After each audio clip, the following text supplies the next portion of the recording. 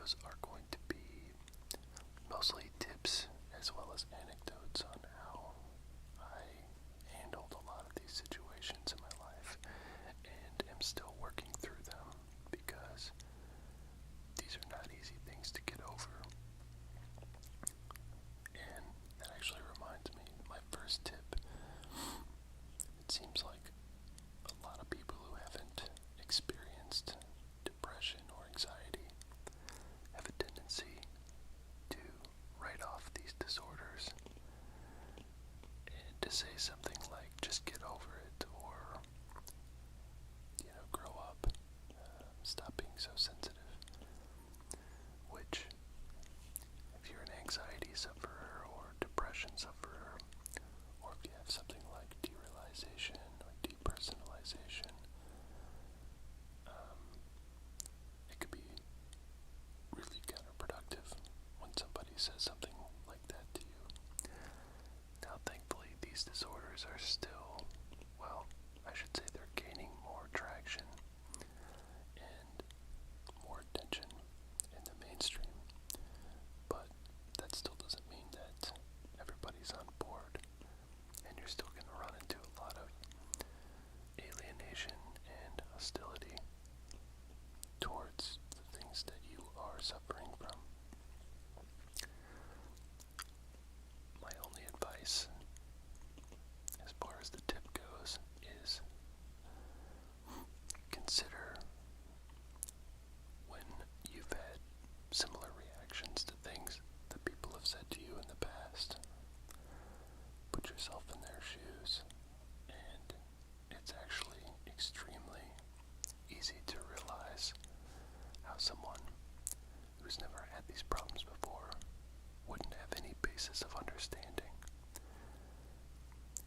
So that means something you can do to help your friends and family understand what you're going through is to draw comparisons to problems that they've had in their lives, so that once you make a proper analogy to something that they've gone through, they'll start to understand a little more. This is easier said than done, I understand, but that's why it's so important to find communities that are full of people who've gone through the same things that you have, and you can strategize and come up with different ways to deal with your issues. So even at the end of the day, if you failed at convincing your friends or loved ones that what you're going through is a very real issue, you'll at least have a community of people online that will understand and maybe even have some tips of their own for convincing people in your life of what you're going through. Because if you've ever suffered from any of these things, you know that the worst part of any of this stuff is feeling alone while you're going through these things. And that actually brings me to my next point. When I first started experiencing extreme anxiety and derealization and depersonalization symptoms a few years ago, I honestly thought that I was going crazy and that I was alone in the world, when in reality there were huge communities of people popping up everywhere with a lot of the same problems. But before I discovered that fact, I had some pretty scary times where I thought there might be something wrong with my brain and that I was on some sort of downward spiral. I'm here to tell you that that is almost never the case with conditions like derealization, depersonalization, and generalized anxiety disorder. A lot of the time, believe it or not, these symptoms and conditions are actually the brain's natural way of reacting to stressful situations.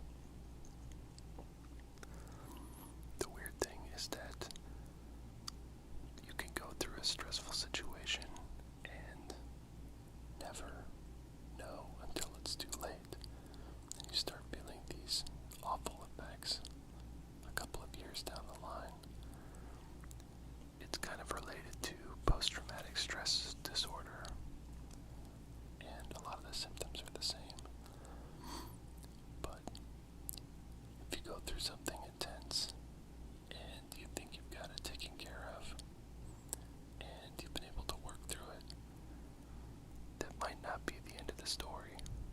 And unfortunately, or fortunately, depending on the way you look at it, the brain stores these experiences and can sometimes bring them up later on in completely unexpected ways.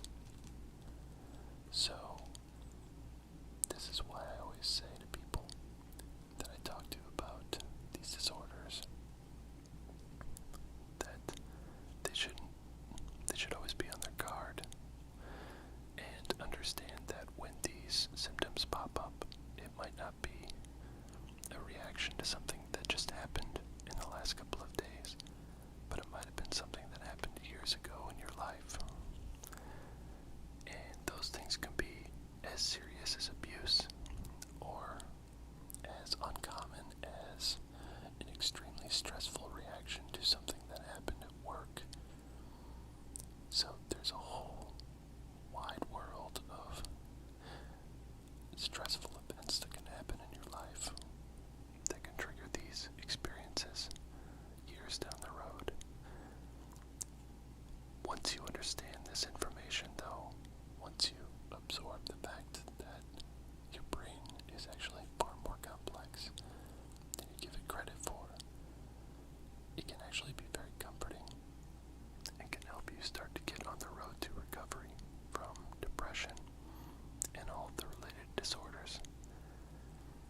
I can't tell you how many times I've been completely freaked out by really bad episodes with anxiety attacks and panic attacks. And during those times, which used to happen way more frequently a couple of years ago, I never would have been able to calm my brain down and think logically about why these things might be happening. So, the unfortunate circumstance there is that you fall into a negative feedback loop where anxiety begets anxiety and panic begets panic, and you just start going through it over and over again, and it feeds itself like some kind of horrible psychological monster. But what's great about this is that when you understand how powerfully your brain reacts to feedback loops, you can actually start to inject positive messages and positive signals into those feedback mechanisms. Essentially like putting a virus into a computer, except this has a positive effect instead of a negative one. Unfortunately, this requires hard work on the part of sufferers of anxiety and depersonalization, because your brain's reward circuits are completely overloaded with all of the wrong signals, and as a result, you might have a dead-end response to normally pleasurable things in reality, because you're so hypersensitized to all of the bad things that you focus on constantly. And that's where you start to see a lot of disorders like hypochondria, which is an obsession with symptoms, health symptoms, and whereas like someone who doesn't suffer from hypochondria would get a headache and just understand that that's all that is. It's just a headache. The hypochondriac starts to go to all kinds of extremely negative places, like brain cancer or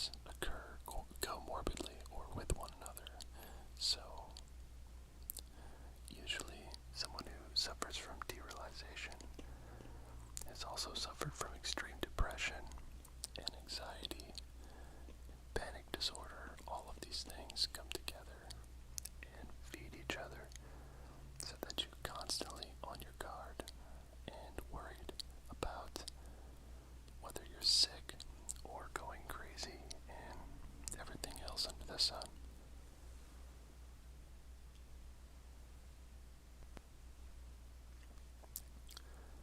The only way to get out of that negative feedback cycle is to do the hard work of rewiring your brain.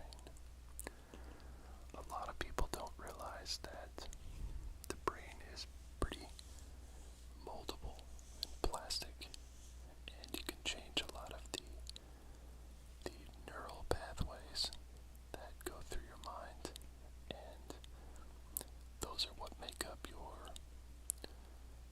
normal psychological reactions to everyday events. So people who suffer from a lot of depression or hypochondria, what have you, tend to have neural pathways that are very hardened over time and thus hard to break. And those are the neural pathways that correspond with drawing the worst conclusion at every time, no matter what, and seeing only the negatives in situations. Add to that the fact that depression and these other disorders that I'm talking about actually deaden your reward centers, so that not only are you hypersensitive to negative emotions and negative potential conclusions about what you're going through, but on the other end of the spectrum, you also are desensitized to normal, pleasure-producing things in life.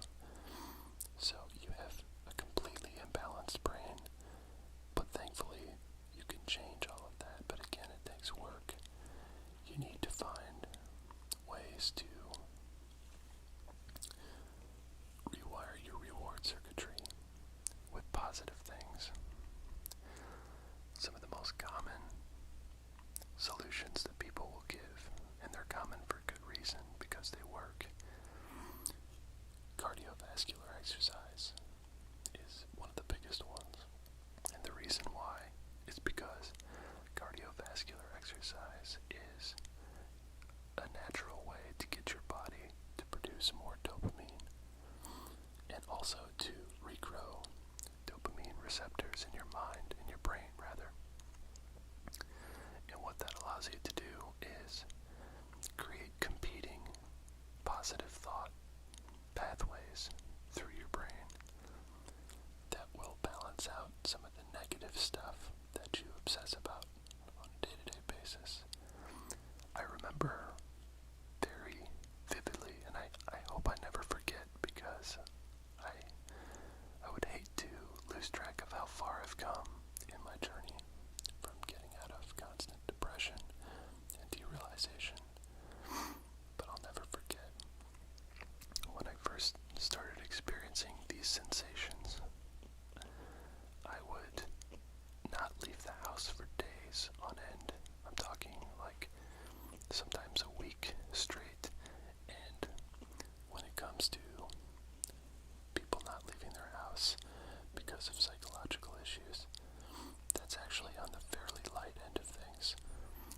There are plenty of people that don't leave almost ever, and it's a truly sad state of affairs. And if that's where you're at right now in life, I want you to know that I feel for you in a way that people who haven't experienced it maybe won't understand. So you're not alone, and you've got people to speak to on the internet, at least if you don't have anybody in your friends or family groups, again, because of those problems that I was talking about before, where they just don't have any basis of comparison, and so they kind of feel alienated by your problems, and of course that makes you feel worse.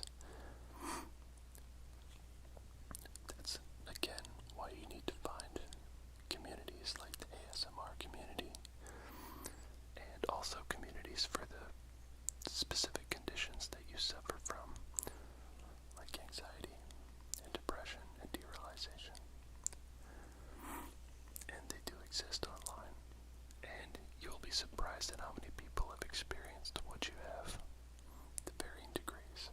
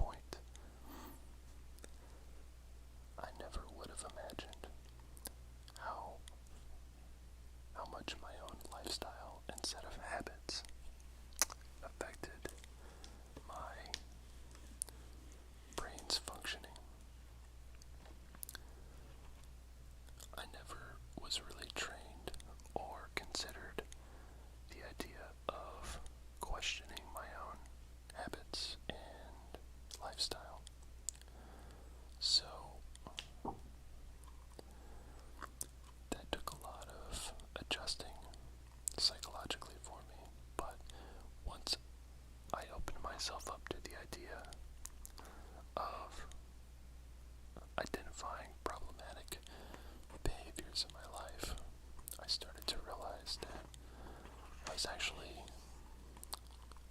maybe doing some things habitually, and nothing like, drug addiction and all that stuff. I mean, that's why it's so hard to identify. But even supposedly harmless things, if done compulsively in your life, can actually affect you negatively.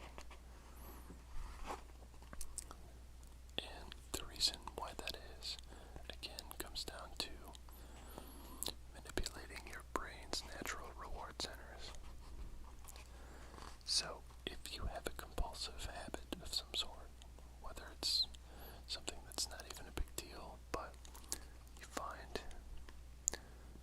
it might be a problem in your life because it takes up so much of your time, or you might be doing something that keeps you away from other positive events in your life, you might want to think about limiting that activity. But again, they're really hard to identify sometimes. Unfortunately, a lot of the time, these activities are actually pretty easy to identify, and the reality is that people are caught in addictions or just, compulsive behaviors.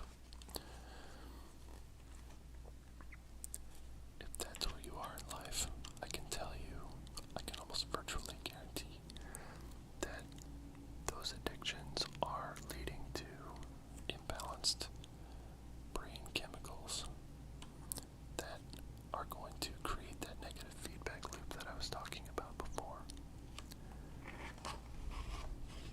So, when you manipulate your brain's natural reward centers by engaging in a compulsive activity, you get to the point where you can only find pleasure from that activity. You see this a lot in, say, gambling addicts or alcoholics. And the process is largely the same as what I was talking about before.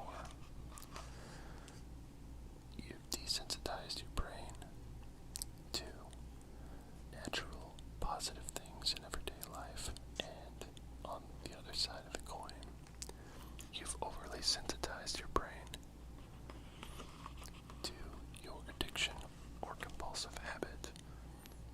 So, really think hard about maybe some of the things that you thought were harmless in your life, but you're actually maybe engaging in too much to the point where you've excluded the natural and necessary variety of experiences that the human brain needs to thrive. A lot of what can lead into depression and anxiety is what we call getting stuck in a rut.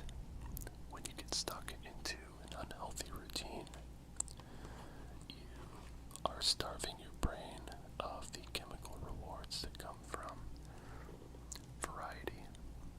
And when you're lacking that natural variety in your life, then you start to get into, again, that negative feedback cycle. You are not alone if that's something that you're going through. I have gone through it myself and had some issues with addiction and antisocial behavior, refusing to leave and experience things that would feed my brain the natural variety that it craves. I've done that a lot actually with gaming, for instance, and just internet use in general. Unfortunately, nowadays, we have access to so much information and entertainment coming through to our homes over high-speed internet connections that we've completely forgotten about going outside once in a while. And those experiences that we're missing out on are vital parts to feeding a healthy human brain with the right chemical balances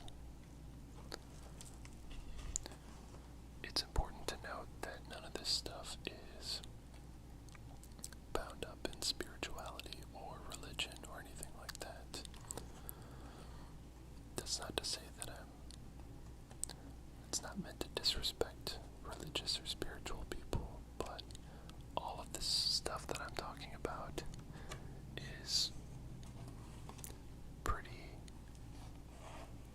well discussed and proven scientifically. Even if my explanation of it is pretty hodgepodge and maybe even full of holes, you don't have to take my word for it, because this video, again, is not meant as medical advice, but it's just anecdotal from my own life and information I've used to improve the way my brain functions by explicitly taking the reins and creating better habits to replace a lot of those negative things that I was feeling constantly. When I was at my worst, I didn't even feel like I was inside of my own body, because my depersonalization had gotten to that point.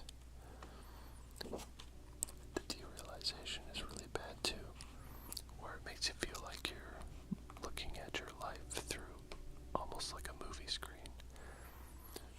A lot of the time you'll hear people call it feelings of unreality, and it's a really scary thing to experience. And a lot of the time when you're first experiencing it, you might not start drawing the appropriate conclusions about brain chemicals and all that stuff, because you're just terrified, and you immediately jump to the worst conclusions and think that there's something irreparably wrong with your brain. And I'm here to tell you that that is very, very unlikely. So, yes, you should talk to a doctor, but I want you to maybe consider some alternatives to simply going on medications. Or if you do decide to go on a medication, like an antidepressant or something like that, you should supplement that with exercise and better eating, because those things make a huge difference in the way we feel. And if you supplement your medication with those things, you might not need them for as long, because you're creating better habits and more positive thoughts on your own time, and not just relying on a pill to do it. So anyway, I hope that this was helpful to you guys.